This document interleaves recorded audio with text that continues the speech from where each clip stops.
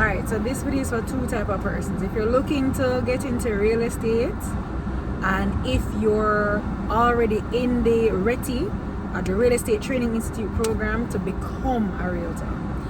So I don't know if anybody's done their homework watching this video. So alright, so first, these two things you have to look forward to paying for if you're looking to get into real estate or becoming a realtor associate. So firstly, you have your, look at my notes here.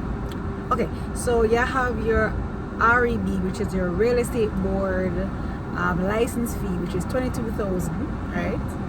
And you have to look at your, let me bring it back. So first side, right? So say for instance, you're looking to get into real estate and become a realtor associate, right? So firstly, so I did my course in October 2023. As at that date, the course was $77,000, and it lasted 3 months, and I was able to do part-time online. So I had classes from Monday to Friday from 5 to 9 p.m., right? And this was for like 10 weeks, I think. So yeah, if my memory serves me correct.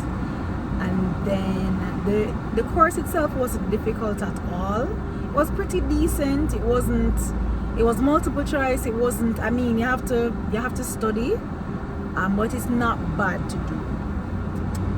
I think it's possible. I hear that it used to be much harder back in the day, but my experience was it was pretty good.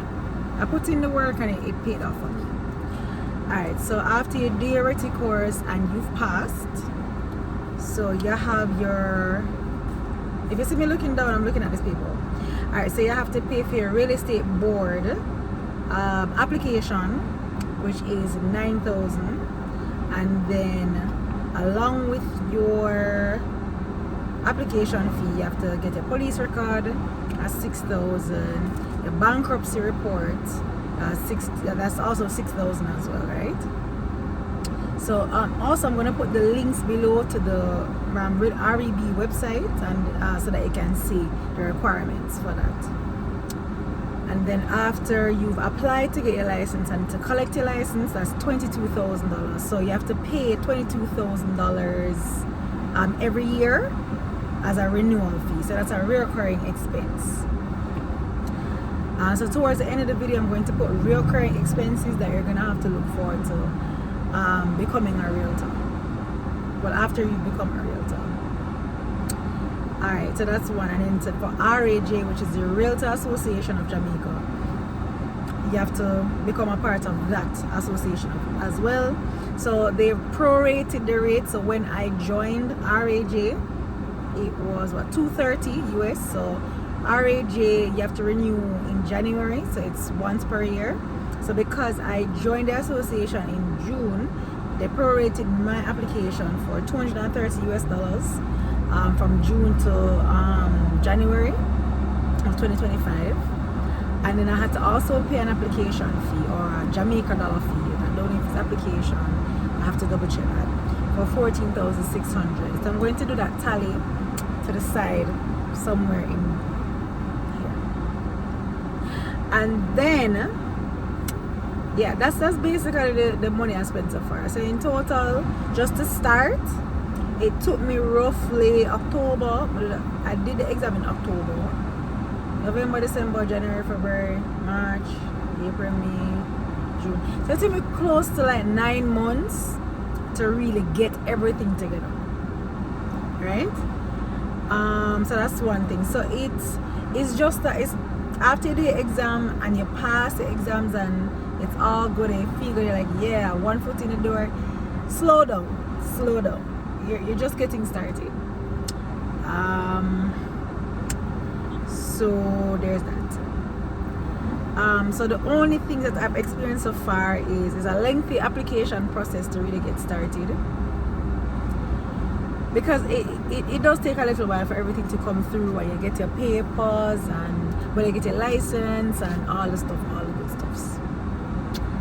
And then we'd also have the startup costs. So if it's a case where you have to be prepared to understand it's a long-term investment. It's not going to be something that you can leave your job and start making money within the first 6 months. Well, everybody's luck is different, but my experience is, unless you know persons in the industry or you really have a list of persons already lined up as prospective buyers, to me it's very similar to like life insurance. So I'd more recommend this for persons who are looking to go into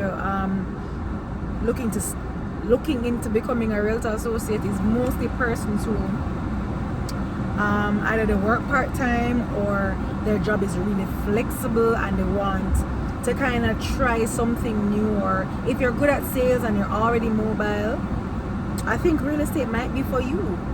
It's going to take a little while to pick up. If you're patient and persistent, it can definitely be for you. If you have like a regular 9 to 5 where you have to be at your desk at all times and your job isn't necessarily flexible, this might not be the place for you. Real estate might not be the place for you, because I mean, honestly, alright, so just starting off as a newbie, I mean, even other realtor associates, my experience so far is you have a couple of them, my experiences, they don't like to co-broke, which means I would have a listing or I would have a house selling, right? I put it up on the platform. Here I have a house selling, but you as a realtor, you have a client, so you call me and say, well, I have a client that is interested in this property.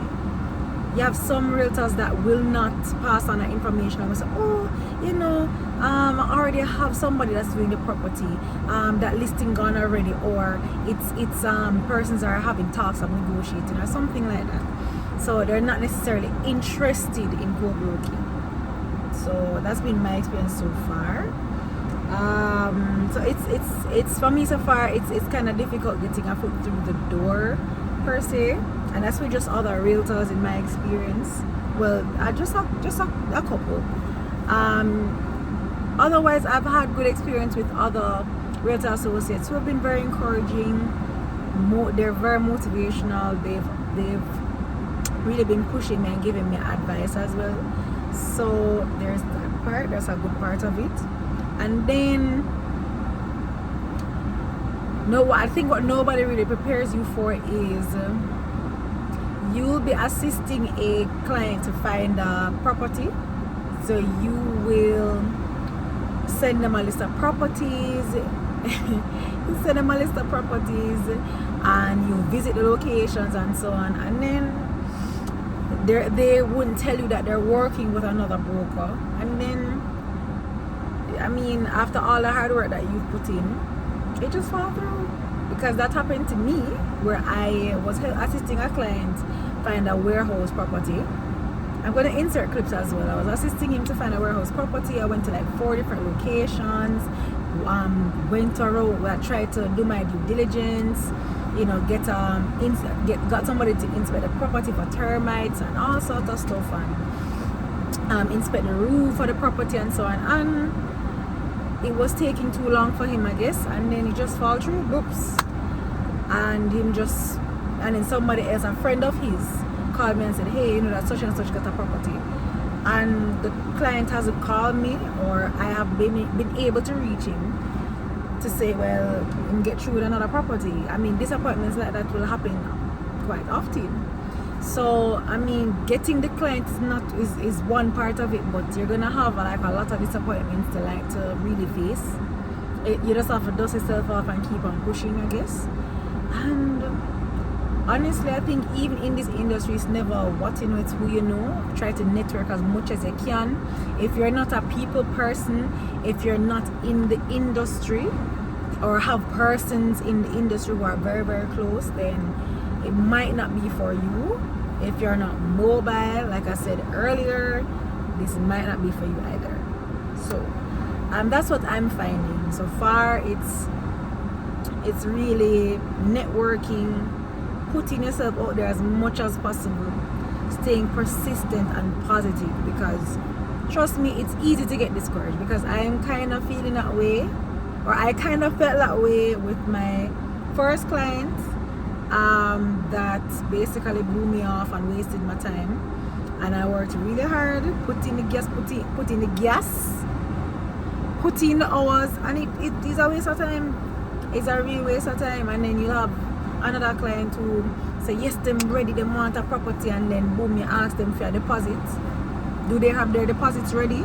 Nothing. Set up loan officer, them have them pre-approval letter, them have everything else ready, but when you ask them about deposit, bloops, nothing. So if you're not positive, if you're not patient, this might not be for you.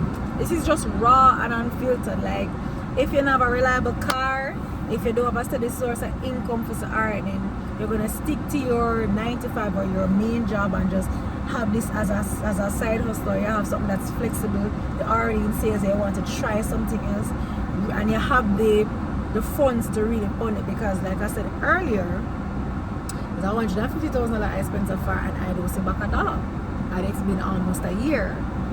So you have a long wait, because I said to myself, I'm gonna give it at least the next 2 to 3 years and see if anything has happened, or if I make back any type of money at all. And it might not be for me either, but I tried, I made an attempt, and I'm going to get more serious and post more videos and put out more ads and see if it works out for me sooner than later. Because I mean, let's get real, if we're doing real estate, clearly we want to make a profit as quickly as possible, but you just have to be patient. It's not working out in the timeline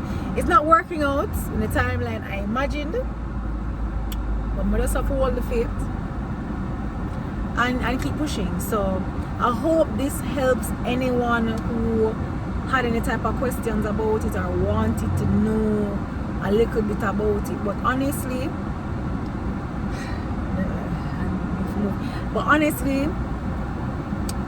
if you want to do it, I think you should give it an honest, fair shot.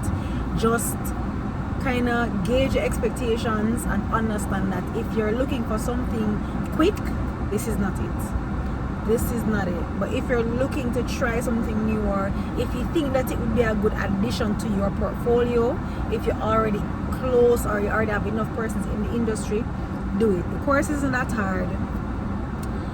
I mean, the registration fees and so on aren't that high.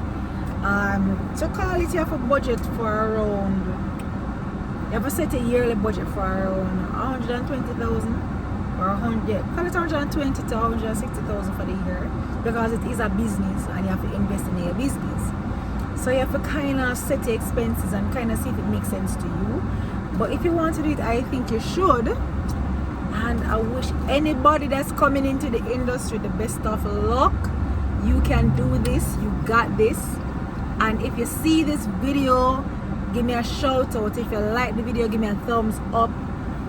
Click on the subscribe button, and I hope to work with you soon. If you choose to stick to it. So enough love, walk good, safe travel on the gravel, and see you. Bye.